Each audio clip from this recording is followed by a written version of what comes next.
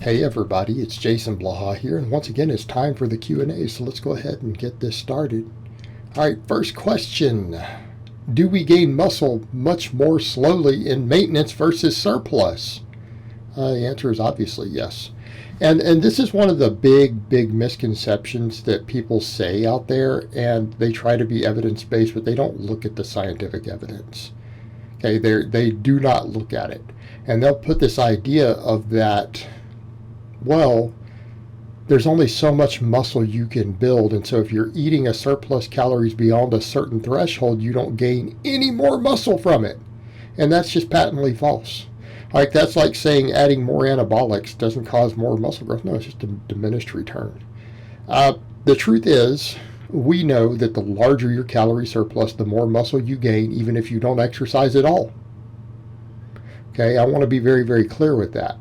Now, does that mean the best way to get big is to just bulk up and get super fat? No, because you're going to need to diet that fat off eventually. But the simple reality is, the larger your calorie surplus, the more muscle you will gain per month. Okay, period. It may not be a lot more. In other words, going from a 500 calorie surplus to 1,000 calorie surplus is not going to double the muscle that you gain. Okay, it might increase the muscle the gains themselves another 10%. So if you were going to gain X amount of muscle on that 500 calorie surplus, that 1,000 calorie surplus might increase that by about another 10%. The rest of the weight's going to come in the form of body fat. Okay, so the higher your surplus goes, the larger the ratio of fat to muscle gain is. But the muscle gains continue. The muscle gains continue. So if you take that back over to your other question, some people can't gain muscle at all at maintenance. Okay, because here's the one issue we have. We not only deal with calorie ins, we deal with training, we deal with recovery, we deal with body fat. Can someone at 10% body fat on no anabolics who's been training longer than 6 months, okay, can they gain muscle at all at maintenance? Probably not. Sorry guys, when you're ripped already, and 10% is pretty lean. If you're 10% body fat, if you think you are going to gain a single pound of muscle without any body weight gain, you live in a delusional world. That is not reality. You're going to have to gain scale weight equal to or higher than the amount of muscle you want to gain. In other words, if you want to gain 3 pounds of muscle, if you're 10% body fat, you're probably going to have to gain 3 or more pounds of body weight. You may have to gain 4 pounds of body weight to gain 3 pounds of muscle from that point, even if you do it really slow. So do you see the problem with your question? Not only is there no upper threshold to the amount of extra muscle, tiny amount of muscle you'll gain from a surplus, in some cases you can't gain any muscle at maintenance. Someone who's very fat, and guys, when I say very fat, we don't mean bodybuilder fat. Okay, if you think I'm fat, then this is not what we're talking about. You're misunderstanding the biology. If you're 30% body fat, you probably can gain muscle faster in maintenance than some guys can bulking. Okay, if you're 30% body fat as a male, you can probably gain close to maximal muscle in a small surplus. In a small deficit. Sorry guys, I'm getting really tongue-tied in this one. I'm sorry about that. But you guys get the idea.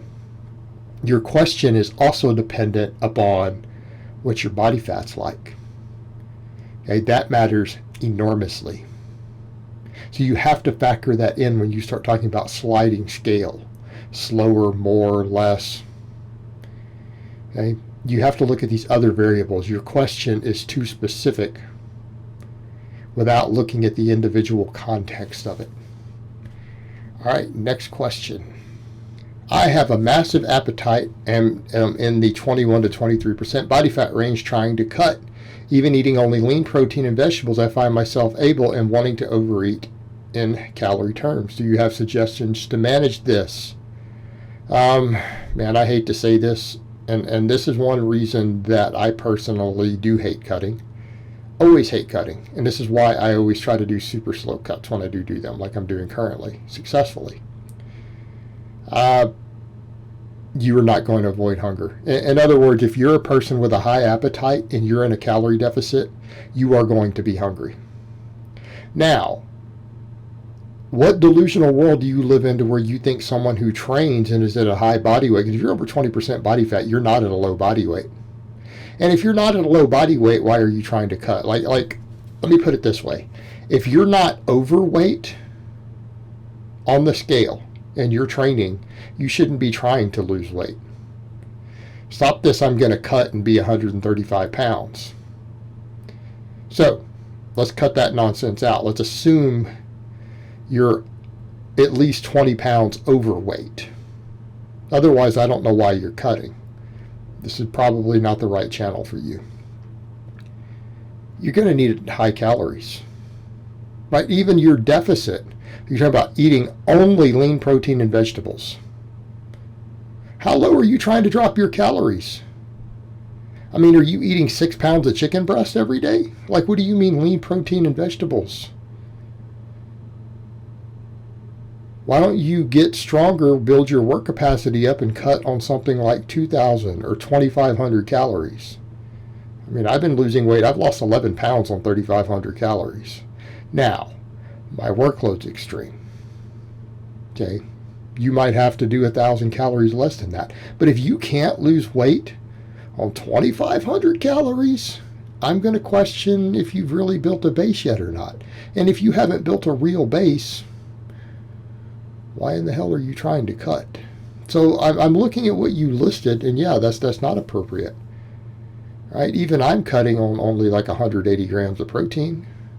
Like, how much protein are you trying to eat? Okay, so lean protein and vegetables. All right, even if you're eating 200 grams of protein, which is a lot, that's only 800 calories. 800 calories plus some vegetables, it sounds like, you see where I'm going with this? It sounds like you're trying to live entirely off protein, or you're trying to starve yourself, in which case that's why you're hungry. Okay, you need to set more realistic, sustainable goals. This whole approach, something sounds completely off with your entire approach. Right? You need to get your work capacity up, get your calorie needs up, and quit trying to cut on chicken and broccoli. All right, next question.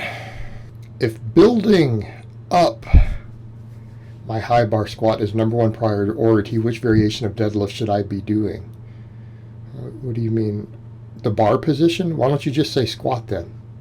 I high bar squat. You may not have noticed that. Those box squat PRs that I do, like the 552 box squat, that's high bar. So what do you mean by high bar squat?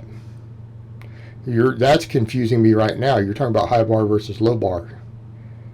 You might be new to my channel. I don't recommend people low bar squat, even for powerlifting for the most part, unless you just have amazing shoulders that can handle it. I generally recommend a high bar position. Just says me. Okay. I'm trying to squat 600 high bar. So why is your deadlift being used to build your squat? You're asking the wrong question. You need to be asking, how do you build your squat? Because if building your squat is your number one priority, I mean, obviously we want to do deadlifts and speed pulls and everything else, but your deadlift is not what builds your squat. So why are we going here?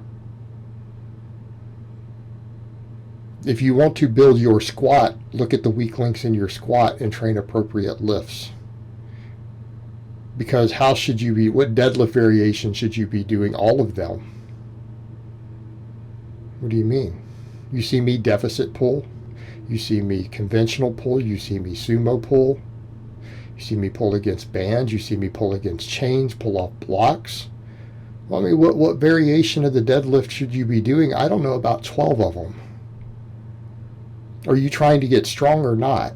Are you trying to get powerful or not?